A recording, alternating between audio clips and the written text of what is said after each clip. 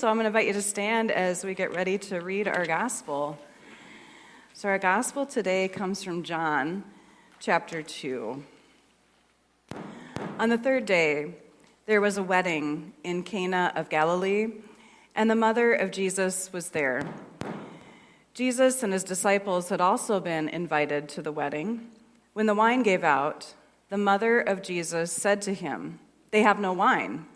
And Jesus said to her, "Woman, what concern is that to you and to me? My hour has not yet come." His mother said to the servants, "Do whatever he tells you." Now standing there were 6 stone jars, water jars, for the Jewish rite of purification, each holding 20 or 30 gallons.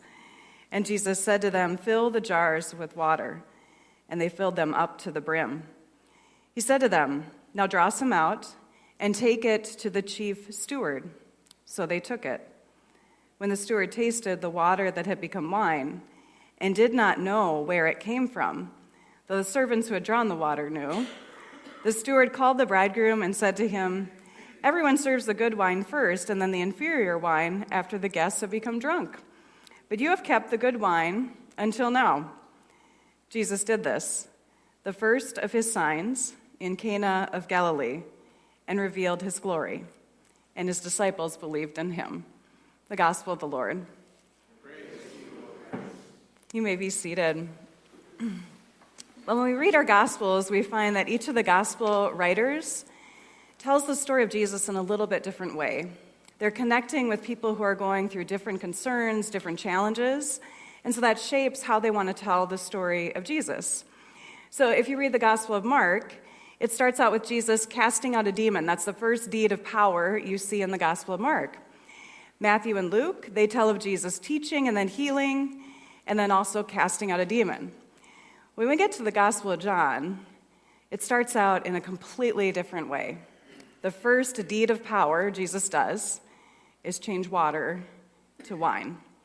And John doesn't call it a miracle, he calls it a sign. So miracles are great, but signs point to something. So we can think of long road trips that we're on, and probably most of us have been super excited to see a sign that says rest area 2 miles.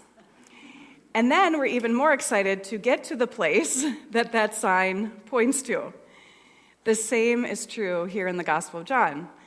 The sign's amazing that Jesus turns over 150 gallons of water into really good wine.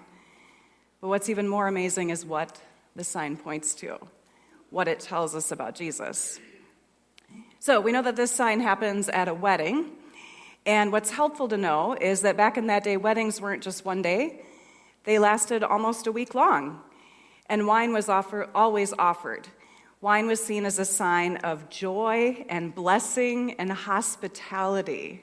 So if the wine runs out, it's not just an inconvenience, it means the party's over. Like this fun gathering of family and friends, starting out the couple's life in this way, that's suddenly done. And it starts the couple out on a bad note. One person who wrote about it said this couple would have been the talk of the town for running out of wine for their guests, and so in a sense, Jesus literally saves them here. Jesus reveals his concern for us not just in the life and death moments of life, but in the everyday moments that we go through. Now, for those who were at the wedding who knew that Jesus turned the water to wine, not everybody does, but for those at the wedding who knew, it might have brought to mind old scriptures that talked about how God was going to bring a new age, and a symbol of that age was wine flowing in abundance.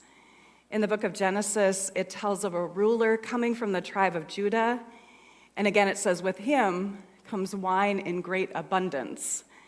So the disciples see Jesus do this sign, and they probably start to think of these old scriptures, and they're like, this is it. God is doing this new thing in Jesus.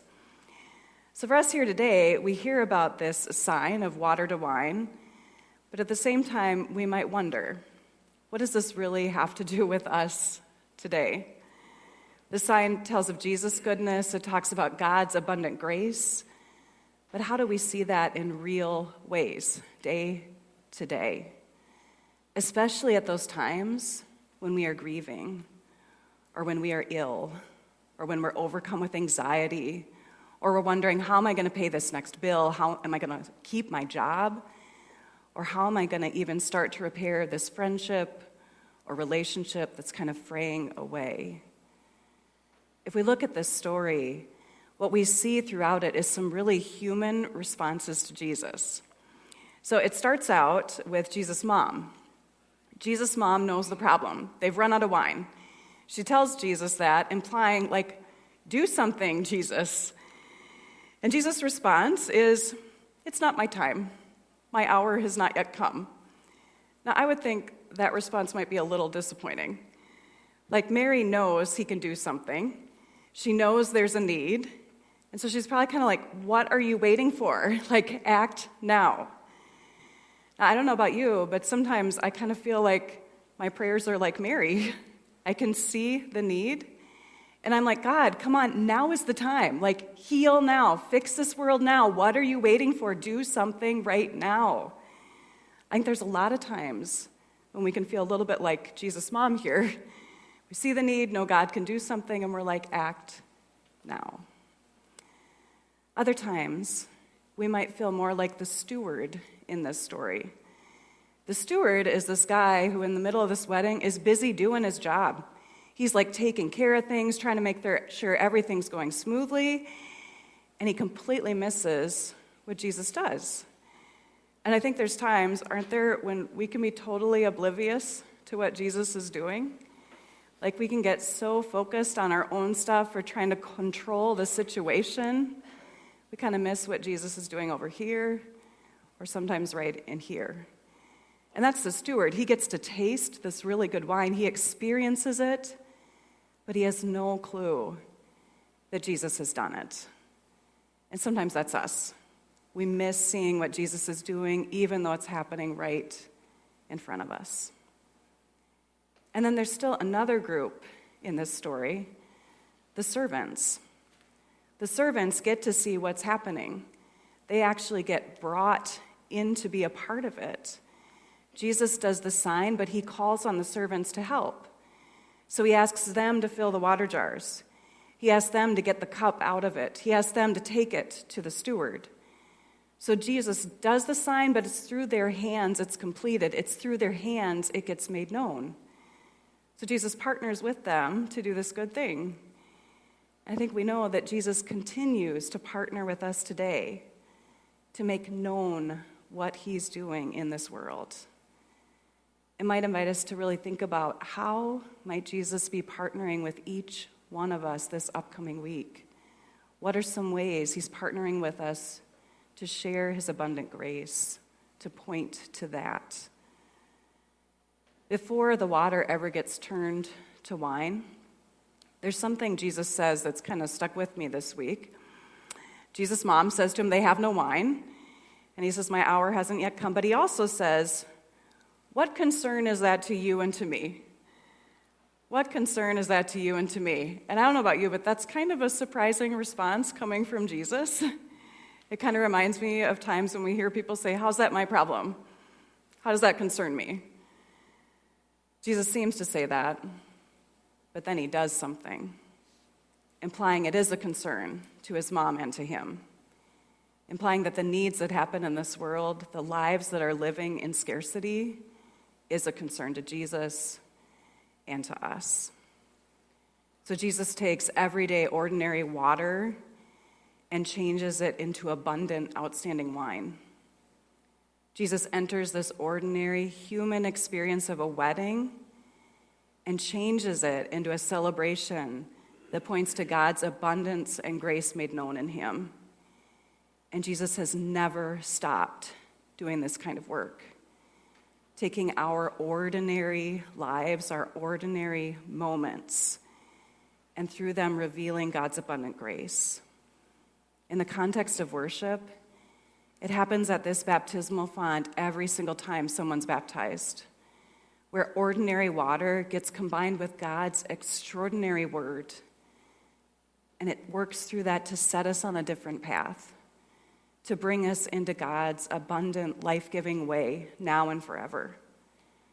It happens at this table every time we celebrate Holy Communion. We receive these very ordinary wafers and wine or grape juice, and that combined with God's extraordinary word becomes Jesus for us. We're once again given this renewal, this forgiveness, ready for a new week ahead. It happens anytime someone just stops what they're doing and sees we're maybe not having the best day, and they stop to just listen to what we're going through. Something so ordinary, but it can show such amazing care. It happens every time somebody brings an ordinary meal to you when you're sad or sick or recovering, and somehow in that meal you feel so graced. Or it happens anytime someone shovels your driveway or plows it out, sometimes unexpectedly, to make life easier for you. And once again, in that ordinary act, you feel graced by God. Or it happens in these words, when we speak these ordinary words of, I'm sorry, please forgive me.